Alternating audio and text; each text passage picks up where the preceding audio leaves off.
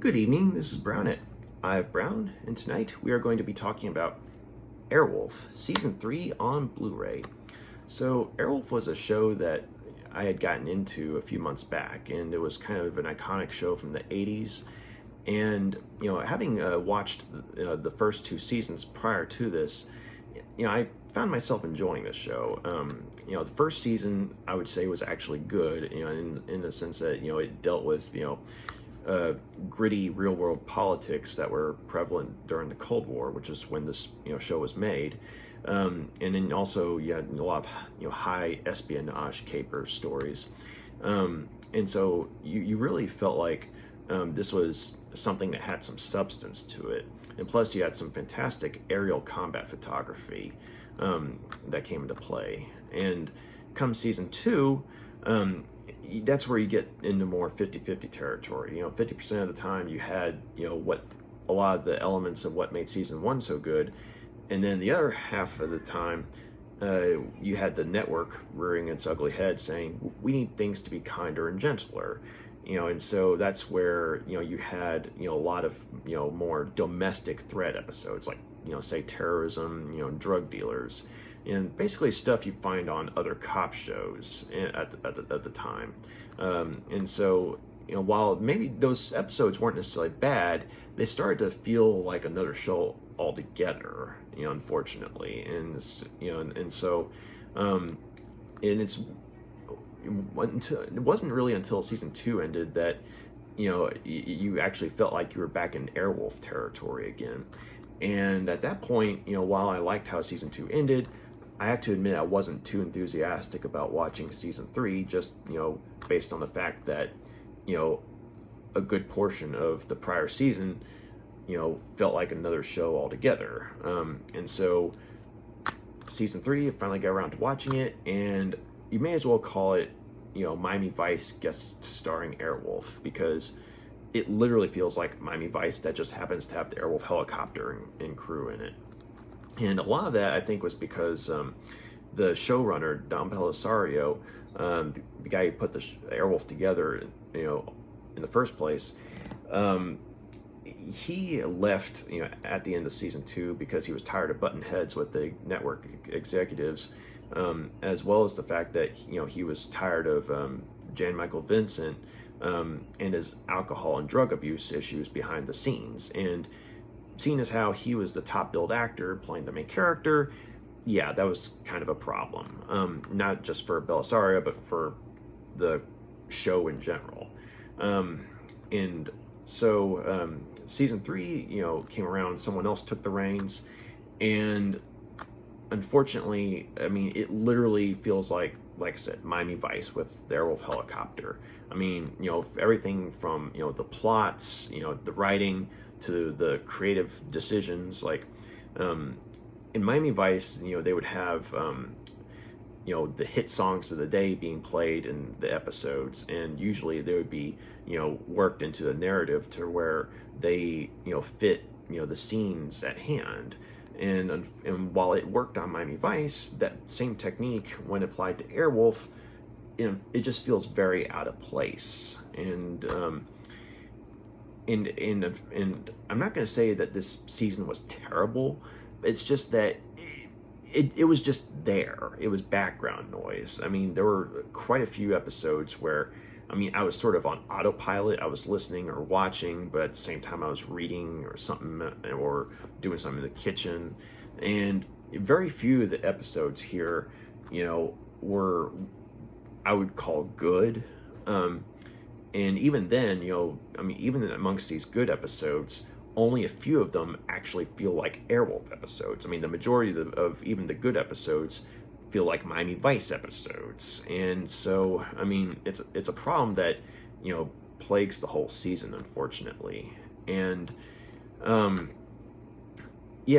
be fair, the show gets off to a good start. The very first 2 episodes, Horn of Plenty and Airwolf 2, they have all the hallmarks of a good Airwolf episode.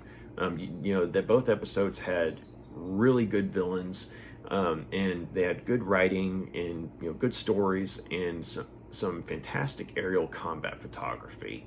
You know, Horn of Plenty specifically has the character of John Bradford Thorne, who was like an evil tycoon, as well as a master of disguise, and a very cold-blooded individual, played by the late great Richard Lynch, a man who was phenomenal at playing cold-blooded individuals. And so, I mean, there's a reason that episode is fondly remembered in, you know, the fan base of, you know, the Airwolf community. And Airwolf 2, the second episode, has Wings Hauser playing one of the guys who physically designed the Airwolf helicopter based on the design and blueprints of the mad scientist Moffat, who created Airwolf in the first place. But this guy, though, is the guy who, you know, physically built the Airwolf helicopter.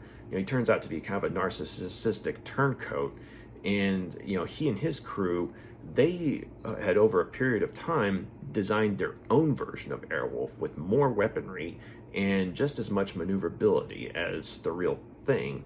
And they end up giving Airwolf and crew, you know, a run for their money. And you have easily one of the best aerial combat sequences, not only in the season, but in the series in general. But unfortunately, after those two episodes, that's where you get to the whole Miami Vice guest starring Airwolf territory. And yeah, I mean, very few of the other episodes beyond those two, you know, stood out to me. I would say the Deadly Circle, I mean, that was one of the episodes that stood out. You know, it actually felt like an Airwolf episode. And you had, you know, Jan Michael Vincent actually giving a good performance, and, you know, which was kind of like, you know, hey, you know, where have you been since season 1 and 2, bro? But you also had, you know, a good story in the sense that you had the character of Stringfellow Hawk and some of his comrades from Vietnam being confronted by their actions during a battle in the Vietnam War, and basically, you know, the ghosts of the past have come back to haunt them in a rather personal way.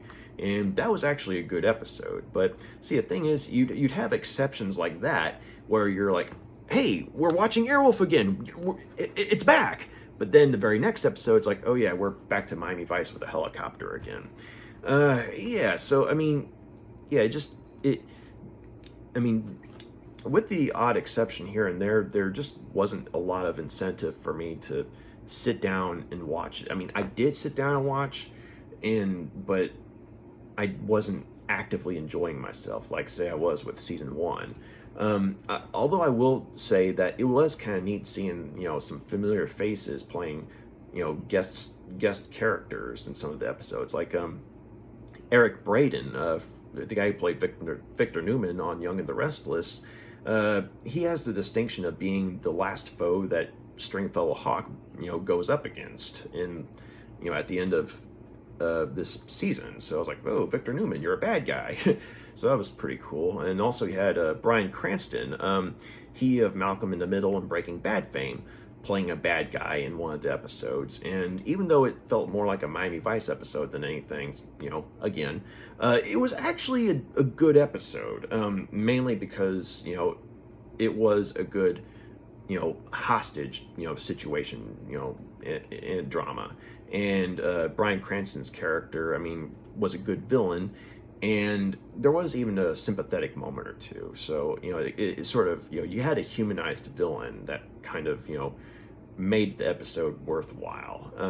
So, I mean, you'd have little moments like that, but just, you know, but unfortunately, you know, spotting the, you know, familiar face, I mean, if that's kind of the highlight of the season, you know, then as opposed to say, hey, you know, the stories are the highlight of the season, or, you know, the characters are the highlight of the season, you know, that's the point where you just felt like, I mean, there really wasn't much incentive, you know, to watch it. And the other thing I noticed is that while I didn't notice the physical symptoms of the alcohol and drug abuse as on Jan Michael Vincent in this season as much as I did in season 2, But I did notice, though, that while Stringfellow Hawk was in the majority of the episodes, a lot of the episodes, they would have the supporting characters be in the spotlight, take center stage, if you will. And while it was cool, to see these characters that we've come to like, like Dominique Santini or Caitlin O'Shaughnessy, it was cool to see them, get a starring role, here and there. But the problem is, the season, I think, relied too much on them to carry the weight of what should have been Stringfellow Hawk's role. And when you find out the reason it was like that was because of the drug and alcohol abuse that Jim and Uncle Vincent was going through, that's where, it really becomes disheartening to watch. And, so you initially, if you don't know anything about, the behind the scenes stuff, you just kind of like, you're wondering why isn't, Stringfellow Hawk, why isn't he taking center stage like he's supposed to? Why is it the supporting, crew? Why is it these guys? I mean, it's good to see them, but I mean, you're a supporting cast for a reason. What's going on here? But then you find out about the behind the scenes stuff, and you're like, oh, that's why. Yeah. So I mean, I guess all in all, it wasn't terrible. I mean, there were some moments of liveliness, but unfortunately, it just on a pure storytelling level, I mean, the whole season is just kind of there for me.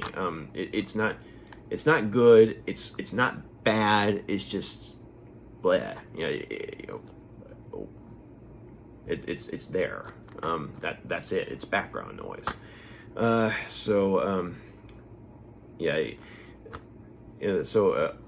For the time being, it looks like the show kind of started off strong, but it ended with a whimper, which is kind of a bummer because I did like the show up to a point, and this was not a good way to end it. But that being said, I'm going to go ahead and give season 3 of Airwolf 2 out of 5 stars. It was okay. But yeah, thank you for taking the time to check out my review. Y'all got any questions, comments, let me know. Y'all have a good night. Be safe out there.